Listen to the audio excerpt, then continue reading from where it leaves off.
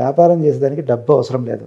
Yeah. డబ్బు అవసరమే, కానీ డబ్బు సమకూర్చుకొని వ్యాపారం చేయాలనుకునేవాడు ఎవడు వ్యాపారం చేయలేడు.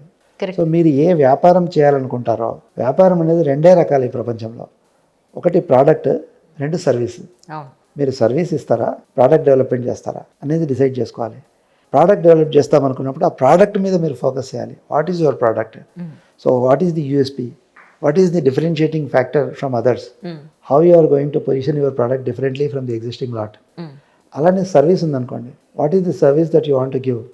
దాని మీద ఎక్కువ ఫోకస్ చేయాలి, దాని మీద మాస్టర్ చేయాలి, దాని మీద పట్టు సాధించాలి. కరెక్ట్. తర్వాత ఇది నా ఐడియా, ఇది నా concept, this is my product, this is my service.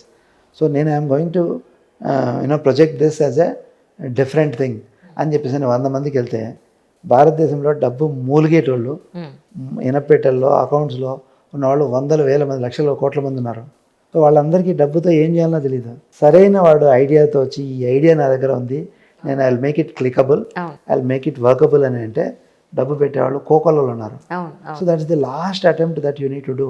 Correct. But what people do is first దీనికి ఎంత డబ్బు కావాలి, డబ్బు కోసం వాళ్ళని అడగడం వీళ్ళని అడగడం స్టార్ట్ చేస్తారు. ఎప్పుడైతే డబ్బులు అడగడం మనం స్టార్ట్ చేస్తారో వీక్ అయిపోయినట్లే.